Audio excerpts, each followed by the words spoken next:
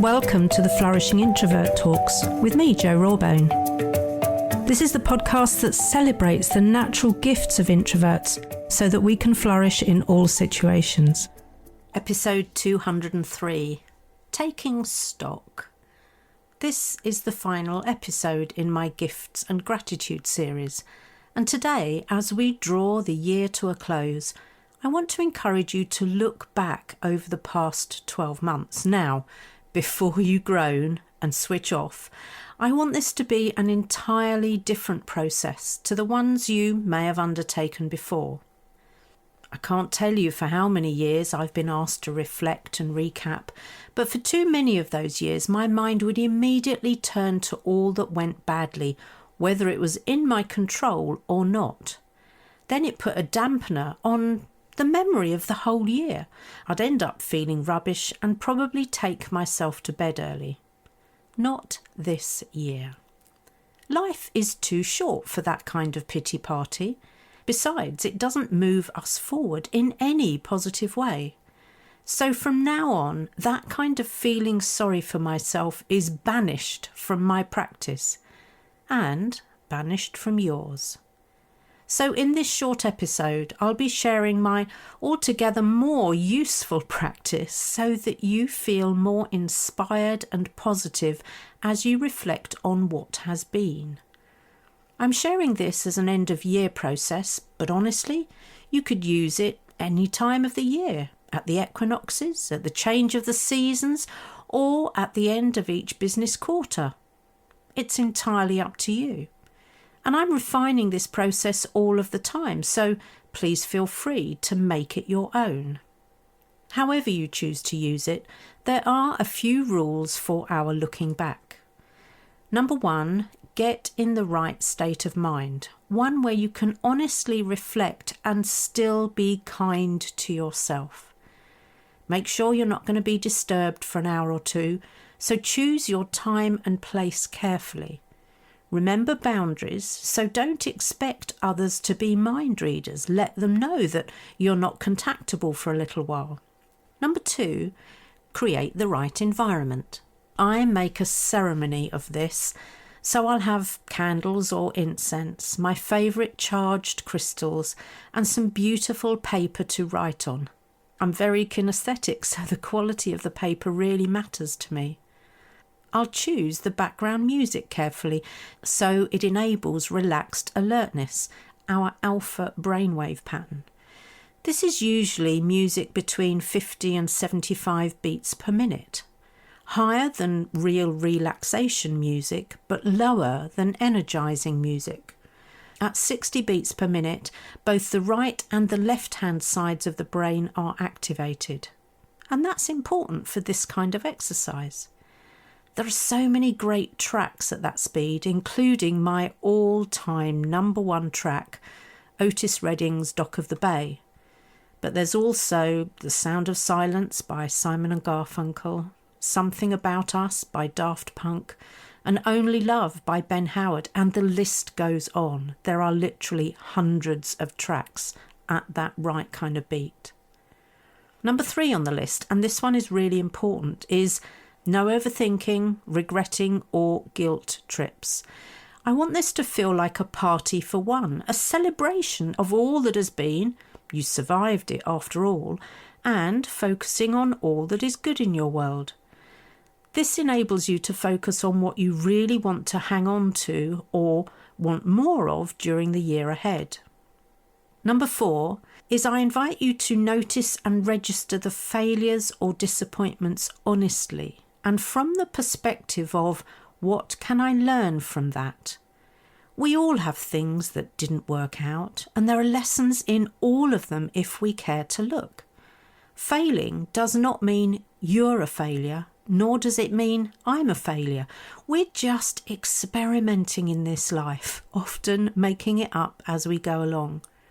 As Gregory Kirsten and Ollie Alexander wrote in the well-known Take That song, Shine, we're all just pushing along, trying to figure it out. All your anticipation pulls you down when you can have it all. You can have it all, so come on, get it on. I don't know what you're waiting for. Your time is coming. Don't be late. You see, lots of the time we're doing our best with what we have available to us, energetically, emotionally, and cognitively.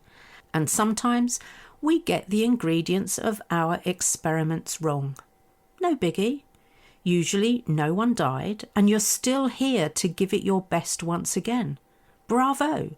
That's the kind of bravery or courage I applaud.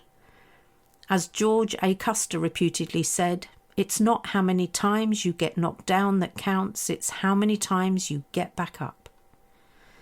And the fifth kind of rule is have your diary, calendar, gratitude journal or musings from the year with you. Unless you're really diligent at capturing stuff as it happens, you'll be surprised at how much we park in the dark recesses of our mind. We need to access as much as possible for this exercise. There really is nothing to be afraid of. So now we have everything set up. Here's my process. And of course, you're welcome to borrow mine or create your own version, as long as it has at least the following component parts, and preferably in this order. Step number 1, achievements unwrapped. Just like opening a gift or even your favourite candy, make a list of all that you've done that really lit you up, where you felt fulfilled, elated and proud of yourself. And no, that's not a sin. This might be a significant achievement, the holding of a boundary, a simple win, or even something that gave you joy, no matter how large or small. Next to each of these points, write the qualities, skills, or abilities that you use to get your desired results. Then I want you to take a moment to cherish those gifts and consider how they contribute to your happiness on an ongoing basis. Step 2 in my process is to make a note of those experiments that didn't work out. I call them challenges examined. I like to be a bit playful here and think of myself as an accident investigator. So be specific about what your part was in the failed experiment. It's all too easy to point the fingers elsewhere, but we usually have a part to play. Was it a lack of appropriate communication, a mismatch of expectations, poor planning, rushed delivery, your heart not really being in it, paying too much notice to your inner critic, or even a violated boundary? They are usually the things that cause my experiments to blow up in my face. I hope you have an image of me all sooty-faced with tangled hair on end now, because that's how I see myself, and I manage to have a good chuckle when I'm investigating my challenges. Step 3 is called using your gifts. Looking at list 2, your challenges, would more or better use of any of the qualities, skills or abilities that you identified in step 1 have helped? If so, which ones? Put a star next to the qualities, skills or abilities. If not, what might you need to learn, develop or refine over this next year? After all, you can't keep putting the same ingredients together and expecting a different result. Create a list and prioritise it in terms of immediacy and perceived difficulty of what you're going to learn or develop. Then create a realistic, actionable plan with milestones so that you can hold yourself accountable. I prefer to use a marginal gain approach where I'm making small changes and adjustments more frequently, so I'm less likely to get overwhelmed. Step 4 is giving thanks. This is giving thanks to yourself and takes the form of a number of statements that you complete. Here are some of my examples, and of course feel free to create your own, remembering that the things you're expressing gratitude for are within your control. I am grateful that I have the ability to. I am worthy of. I trust that. I give myself permission to. I choose to be. The qualities I cherish are. I feel most alive when. You'll hear more of this sort of thing as I start my 100-day gratitude sharing following World Introvert Day on January the 2nd. Finally, having given thanks, I choose to end my taking stock ceremony with a small intention seeding ritual that releases the seeds of my intentions for the period ahead, expressed in the present tense. It's not a full-blown goal-setting exercise. You know I'm not a fan of hard-nosed, unemotional goals. But knowing that thoughts become things, this is about articulating our wishes as though they have happened. So my examples might include, I'm enjoying speaking on big stages. I'm using my authentic qualities to empower other introverts. I'm shifting the extroversion bias one organisation at a time.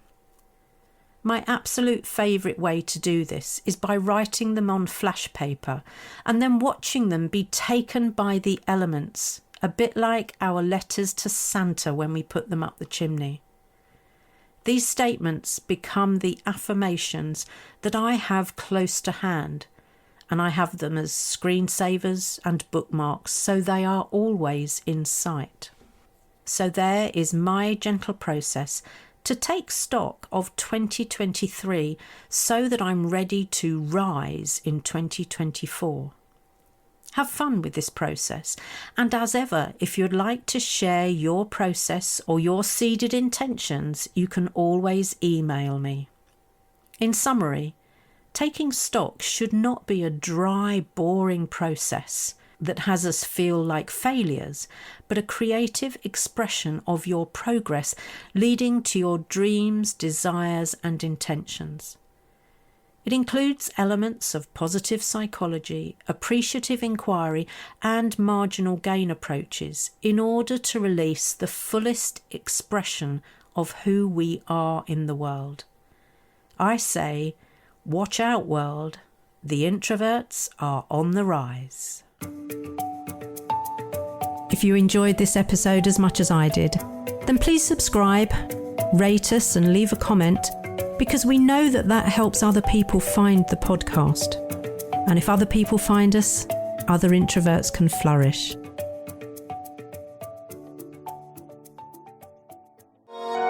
This has been a Monkey Pants Productions podcast.